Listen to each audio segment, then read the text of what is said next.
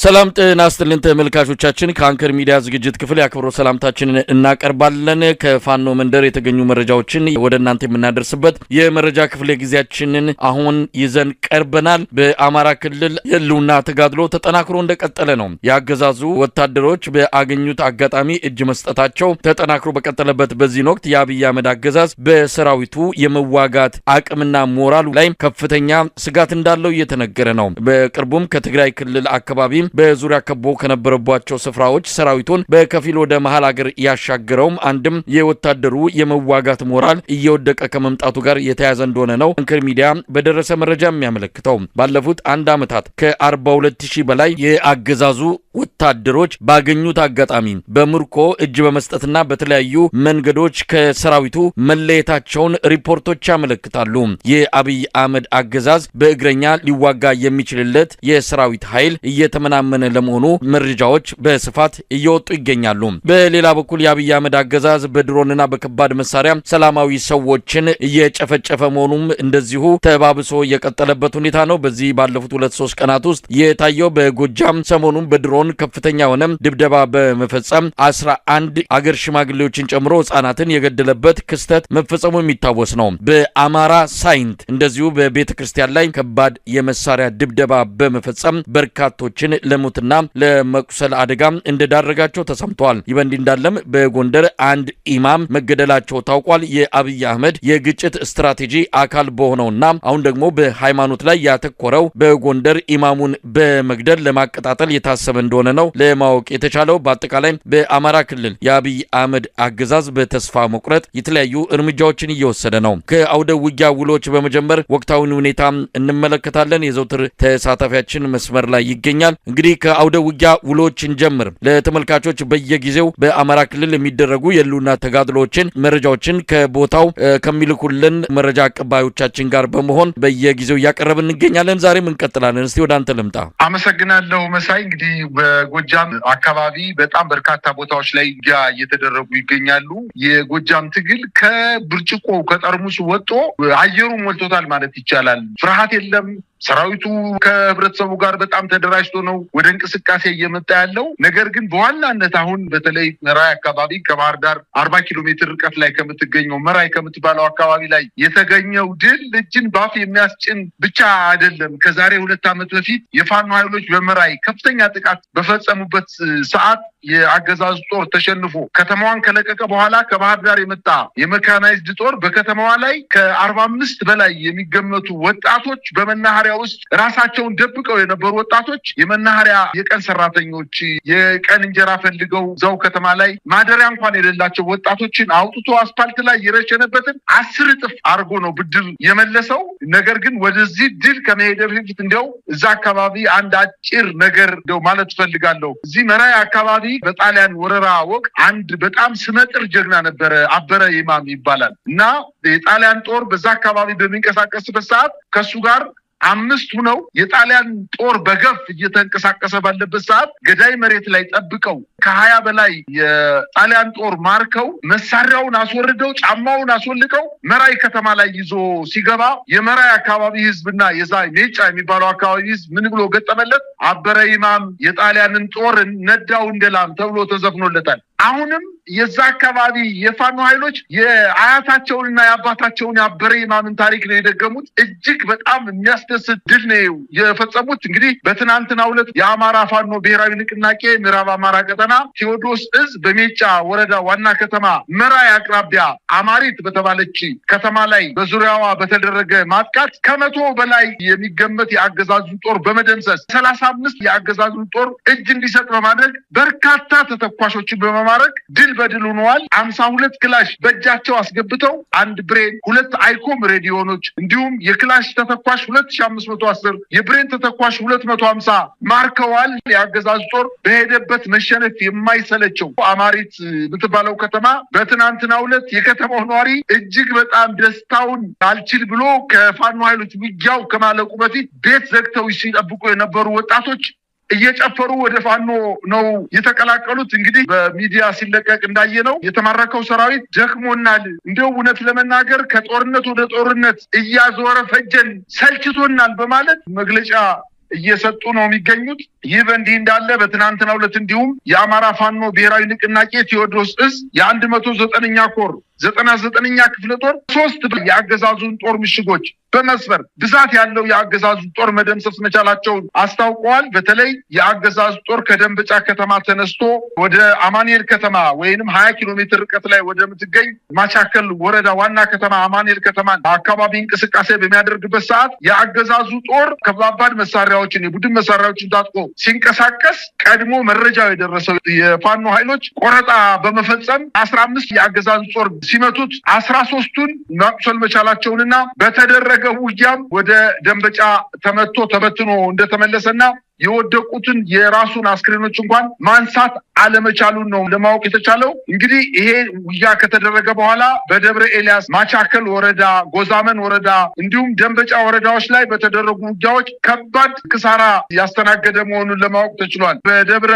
ማርቆስ ከተማም እንዲሁ የአገዛዙ ኃይል አስመርቆ በደብረ ማርቆስ ከተማ ለአንድ ሳምንት ሲያሰለጥናቸው የነበሩ የፓራ ኮማንዶ ኃይሎችን አሰልጥኖ ወደ እነዚህ የውጊያ ቀጠናዎች ለማምጣት በሚንቀሳቀስበት ሰዓት አሁንም የአገዛዙ ጦር ገና ክላሽና መሳሪያ አነጣጥረው መተኮስ የማይችሉ ወጣት ልጆችን አፍኖ ወደ ስልጠና አስገብቶ የነበረና ወደ አሁንም ወደ ጦርነት ለመላክ እንቅስቃሴ እያደረገ መሆኑን የተረዱት የፋኖ ኃይሎች በተለያዩ ቦታዎች ላይ በቆረጣ እጅ እንዲሰጡ በማድረግ በርካታ የአገዛዙ ጦር እጅ እንዲሰጥ መደረጉን ነው ለማወቅ የተቻለው። በሌላ ዜና እንዲሁ የ106ኛ ኮር 2ኛ ክፍለ ጦር በሰሜን ወሎ ከጋሸና ከተማ አቅራቢያ በመነሳት ወደ መቄት ወረዳ እንቅስቃሴ በሚያደርግበት ሰዓት በተፈጸመ ፈጣን የደፈጣ ጥቃት በርካታ የአገዛዙ ጦር አባላት መግደል መቻላቸውን የአማራ ፋኖ ሚኒሊክ እዝ ህዝብ ግንኙነት አስታውቋል። የአገዛዙ ጦር ከጋሸና ከተማ ወደ መቄት ሲጓዝ ገጣጢት በተባለ ቦታ ላይ በፋኖ ኃይሎች በተከፈተበት የደፈጣ ጥቃት በርካታ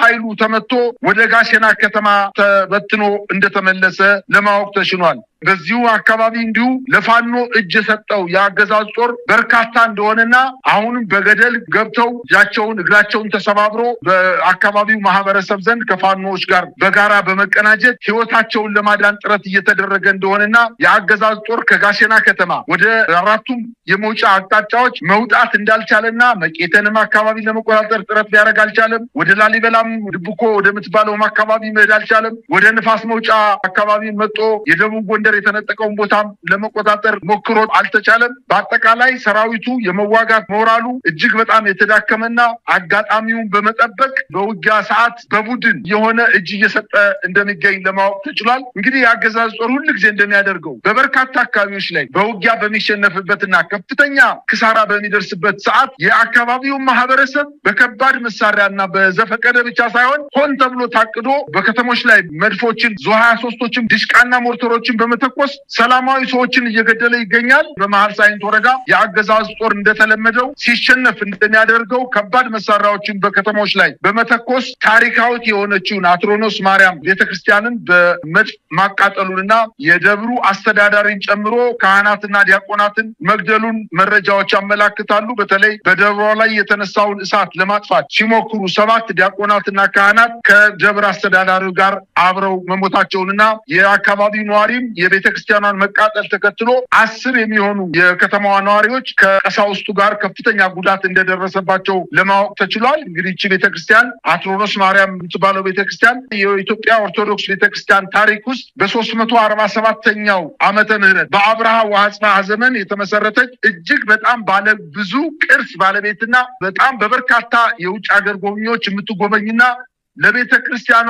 ራስ የነበረች ማለት ይቻላል። እችን ቤተክርስቲያን እንግዲህ ያለምንም ርህራሄ አነጣጥረው በመተኮስ ቤተክርስቲያኗን እንድትቃጠል ማድረጋቸውን ነው መረጃዎች እያመላከቱ የሚገኙት። የብልጽግና መከላከያ ሰራዊት 11ኛ እዝ 203ኛ ኮር 83ኛ ክፍለ ጦር 25 አባላቶቹ ከነሙሉ ትጥቃቸው በሻምበል አዛዣቸው እየተመሩ ሚኒሊክ እዝ ልጅ ኢያሱ ኮር 23ኛ ክፍለ ጦርን መቀላቀል መቻላቸውን መረጃዎች ይጠቁማሉ። በደቡብ ወሎ ዞን እየተንቀሳቀሰ ያለው 11ኛ እዝ 203ኛ ኮር 83ኛ ክፍለ ጦር የሰራዊት አባላት ውጊያ እየተደረገ ባለበት ሁኔታ ተደራጅተው ወደኋላ በመውጣት ከነሙሉ ትጥቃቸው ፋኖ መቀላቀላቸውን ይህ ክፍል በቅርቡ 2 ሞርተር በርካታ የቡድንና የነፍስ ወከፍ መሳሪያ ከእግረኛ ሰራዊቱ ጋር ተንታና መቅደላ ወረዳ ላይ ተማርኮበት እየተመናመነ ያለ ክፍለ ጦር እንደሆነ ይታወቃል። በመጨረሻም ብልጽግና ሰራዊቱን ገዢ በሆኑ አገራዊ ህዝባዊ አሻጋሪ አጀንዳ የማይዝበትና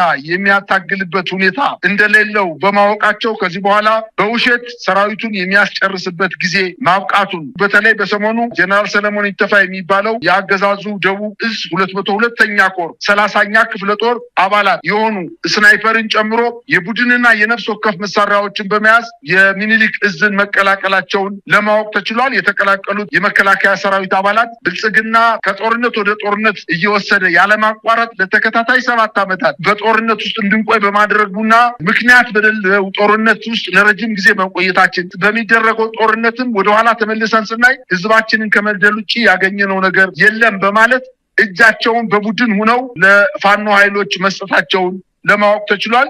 እንግዲህ ዛሬ በተለየ ሁኔታ የምንመለከተው ጉዳይ በአብይ አህመድ አገዛዝ በኩል ተስፋ በመቁረጥም ይሁን የመጨረሻው ጊዜ ሲደርስ የኢትዮጵያን ህዝብ እርስ በርስ በማባላት እኔ ከሞት ሰርዶ አይብቀል እንዳለችው አህያ ሀገርን አበጣብጦ ስልጣንን ማጣት ካለ ሌላውም የመጨረሻው ፍጻሜም ከመጣ የኢትዮጵያን ህዝብ የማይሽር ጠባሳ ትቶ ለማለፍ ነው የአብይ አህመድ አገዛዝ እየሰራ ያለው። ወደ መጨረሻው ምዕራፍ ሲጠጋም መሰል የተለያዩ ግጭቶችን እንደሚፈጥር ይታወቃል። ጎንደር ላይ የሰማ ነው የኢማሙ ግድያ ማንም ያድርግ ማን መንግስት ጥበቃ ሊያደርግ ይገባል፣ ጎንደር በጄ ነው፣ ጎንደር ላይ ምንም ኃይል እግሩን አይረግጥም የሚል ፉከራ የሚያሰማው የአብይ አህመድ አገዛዝ ይህን ድርጊት ታዲያ ማን ፈጸመ? ለምንድን ነው የሃይማኖት ግጭትን መፍጠር የተፈለገው? በምስራቅ አርሲ የኢትዮጵያ ኦርቶዶክስ እምነት ተከታዮች በየቀኑ እየተገደሉ ነው። ይሄ አጀንዳ ጎልቶ በዓለም አቀፉ ማህበረሰብ ዘንድ ትኩረት እያገኘ ሲመጣ፣ በዚህ በኩል ደግሞ የኢትዮጵያ ሙስሊሞችን ሊያስቆጣ የሚችል እንዲህ አይነት ግጭቶችን በመፍጠር በግጭቶች መሃል ስልጣንን የማራዘም በሰላም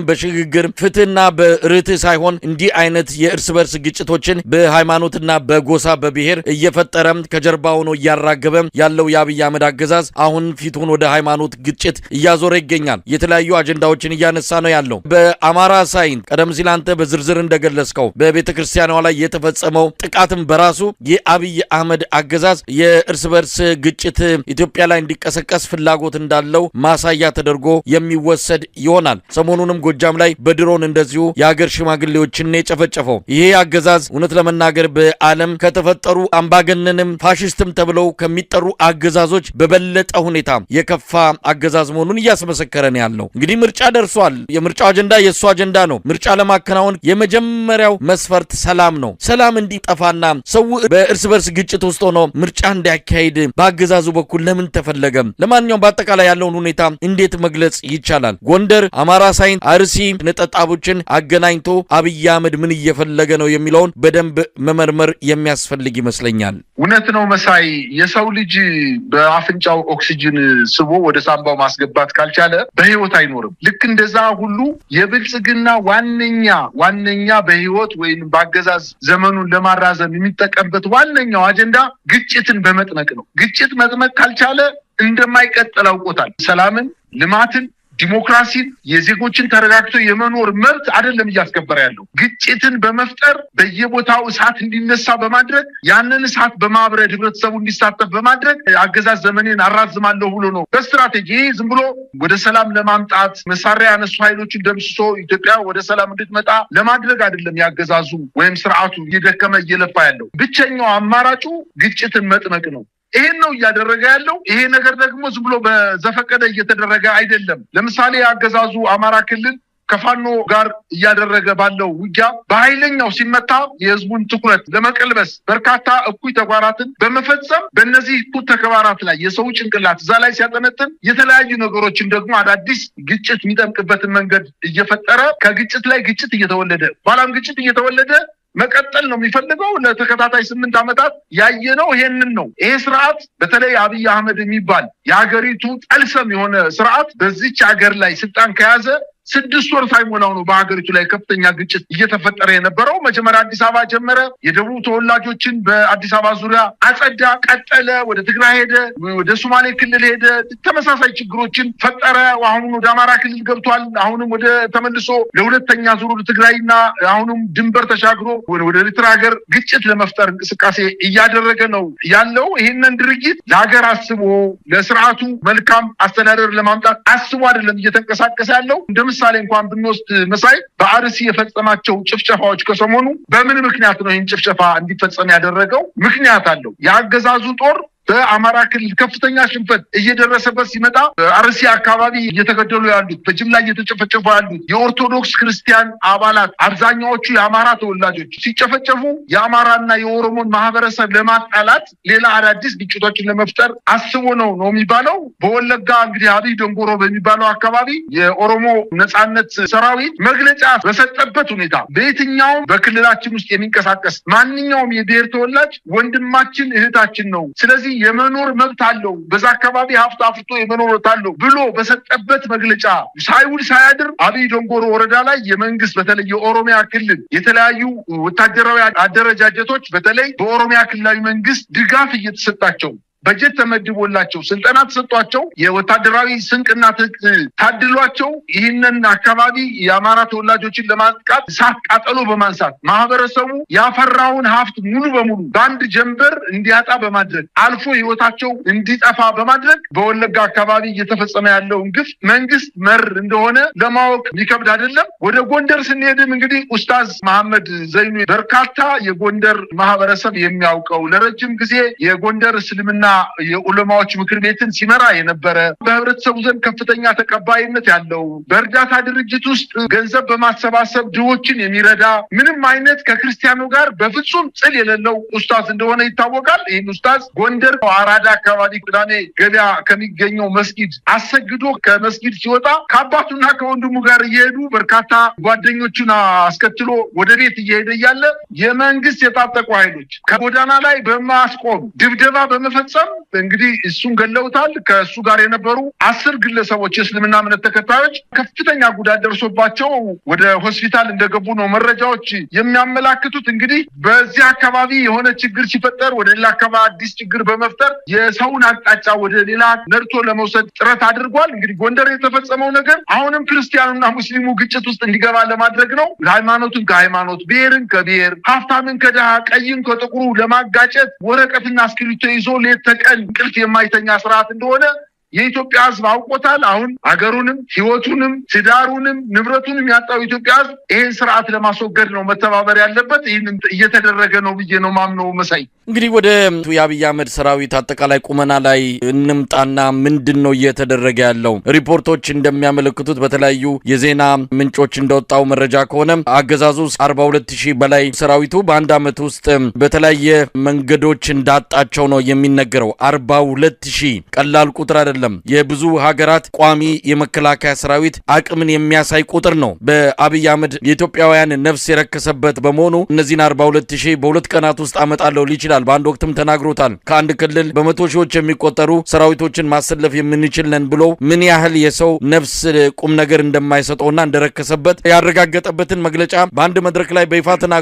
ለማንኛውም ሰራዊቱ እየከዳ ነው። በብዙ መንገዶች አገዛዙን እየተለየ ባገኘው አጋጣሚ እየጠፋ ነው ያለው። መሳሪያውን ይዞ ወደ ፋኖ የሚቀላቀለው ቁጥሩ የትየለሌ ነው። ምናልባት አብይ አህመድ ከዚህ በኋላ ጦርነት ለማካሄድ የሚያስችል ቁመና አለኝ ወይ ብሎ እየመረመረ ሊሆን ይችላል። በዚህ አንጻር በእግረኛ ሰራዊት ሊያደርግ የሚችለውን የውጊያ ብቃቱን እንዳጣ በብዙ ወታደራዊ ባለሙያዎች ጭምር ያሉት ሁኔታዎች ከግምት ገብተው እየተገለጹ ናቸው ያሉት። አብይ አህመድ ቴክኖሎጂ ባመጣው የድሮንና ሌሎች መሳሪያዎች አማካኝነት ጦርነትን እንዋጋለን እናሸንፋለንም የሚል በጣም የተሳሳተ እቅድ እንዳለው ይነገራል። ግን ከምንም በላይ የእግረኛ ሰራዊትን የሚያህል አንድን ጦርነት መጨረስና ማሸነፍ የሚችል የሰራዊት ክፍል የለም። ያንን አብይ አህመድ በብዙ መልኩ እያጣ ነው። አሁን እንደምንሰማው ሰራዊቱ እየተዋጋለት አይደለም። አላማ የለውም። አላማውን አያውቁም። ብዙዎቹ የተማረኩት ለምን ወደ አማራ ክልል እንደገቡ እንኳን የሚያውቁት ነገር የለም። ባገኙት አጋጣሚ እጅ መስጠት፣ በተለይም ደግሞ የፋኖ አመራሮች የምርኮኞችን አያያዝ በተመለከተ የያዙት አቋም ለአብይ አህመድ ሰራዊት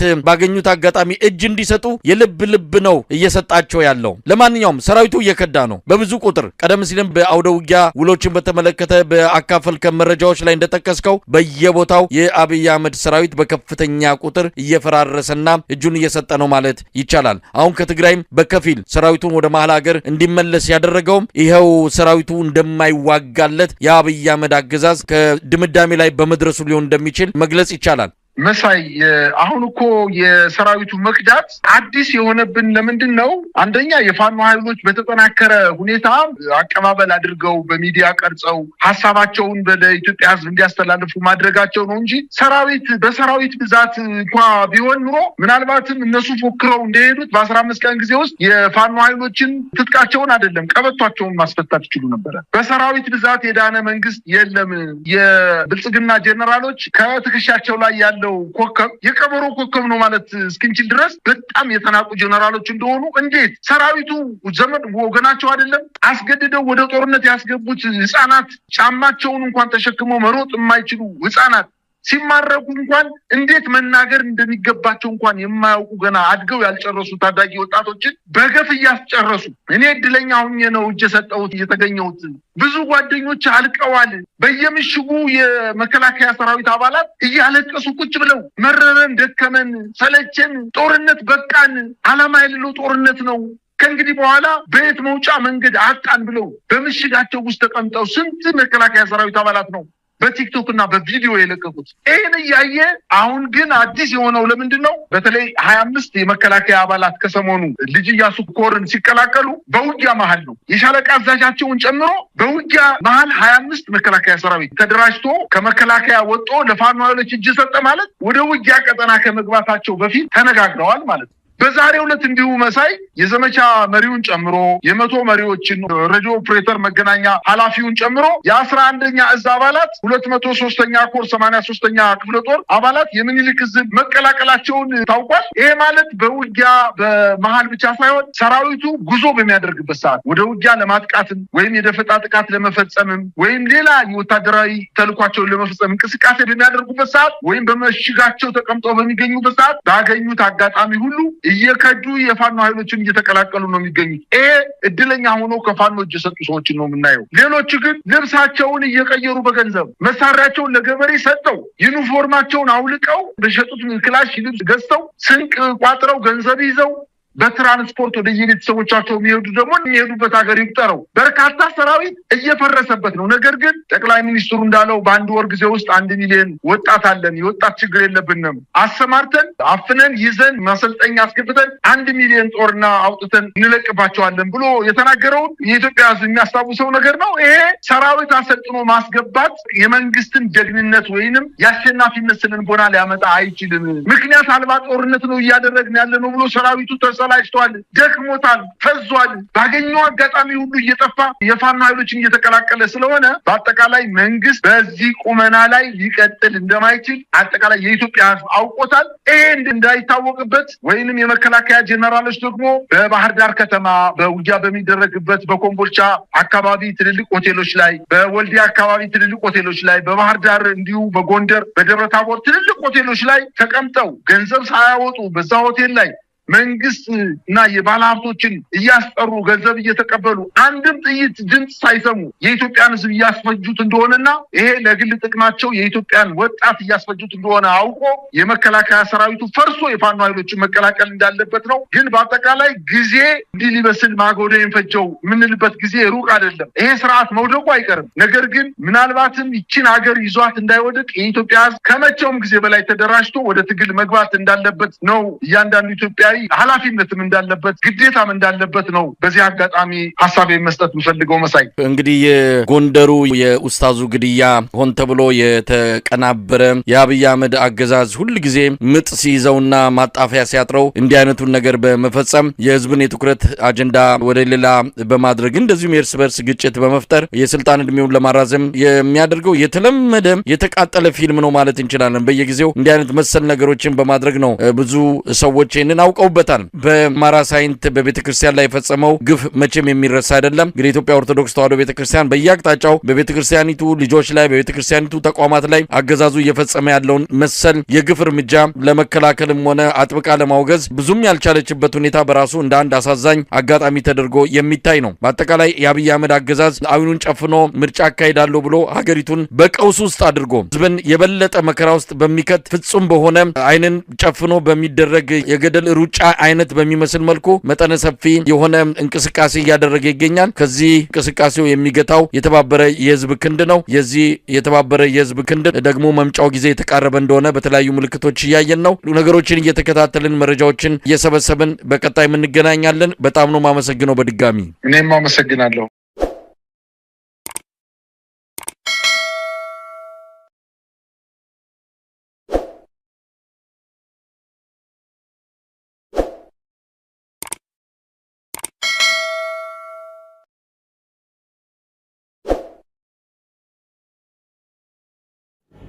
አሰላሙ አለይኩም ወራህመቱላሂ ወበረካቱ። ሰላም ጤና ይስጥልኝ። የተወደዳችሁ የተከበራችሁ የቻናሌ ቤተሰቦች እንዴት ናችሁ? ሰላም ናችሁ ወይ? ከኔ ጋር አልሐምዱሊላህ ሁሉ ሰላም ነው። ከኔ ጋር ሰላም እንደሆነ እናንተም ጋር ሰላም፣ እዝነት፣ ፍቅር አይለያችሁ እያልኩኝ እንዲሁም አላህ ሱብሃነሁ ወተዓላ ፈጣሪ ሀገራችን ሰላም ያርግልን፣ ነጂ ያርግልን፣ እንዲሁም በየገሩ የመጣውን ጦርነትን ሰላም ያምጣልን እያልኩኝ ረመዳን እንዴት ይዟችኋል? ረመዳን ምን ይመስላል? ረመዳን ከኔ ጋር አልሐምዱሊላህ ሁሉ ሰላም ነው። ረመዳን እንግዲህ ትቶን ያለቀ ነው ማለት ነው። ረመዳንን አላህ ኸይሩን ከጾሙት አላህ ያርገን፣ ባቡል ረያንን ከወፈቃቸው ባሪዎች አላህ ያርገን እያልኩኝ ቤተሰቦቼ ረመዳን ትቶን ያለቀ ነው። በዱዓ በርቱ። ዱዓ ነው የሚያዋጣው። ዱዓ ለሁሉም ነገር በር ከፋች ነች ነው። ስለዚህ ዱዓ አድርጉላችኋለሁኝ። ዛሬ ደግሞ ይዤላችሁ የመጣው ጉላሽ ነው። ጉላሽ አሳቢያ ይሉታል አረቦች ማለት ነው። እንግዲህ የተጠቀለለው ጉላሽ ማለት ነው። ውስጡ ላይ ደግሞ ያረኩበት ክሬም ነው። ክሬም ግሽጣና ክሬም ጠቢኢ ይሉታል ማለት ነው። ክሬም ቡክ እና ጠቢኢ ይሉታል አረቦቹ። እሱን አርጌ ውስጡ ላይ ጠቅልዬዋለሁ ማለት ነው። መጀመሪያ ጉላሹን ቆርጬው ነው እንደዚህ ያረኩት ማለት ነው። ጉላሹን ከቆረጥኩ በኋላ ነው እንግዲህ እንደዚህ ያረኩት ላችኋለሁ። ይሄን ይመስላል የዛሬ ጉላሽ የሰራሁት ይሄን ይመስላል ላችኋለሁ ውዶቼ። ወሰላሙ አለይኩም። በዚህ መልኩ አርጌበታለሁ። ፍስጥቅና ጆስን አደባልቄው አንድ ላይ ማለት ነው።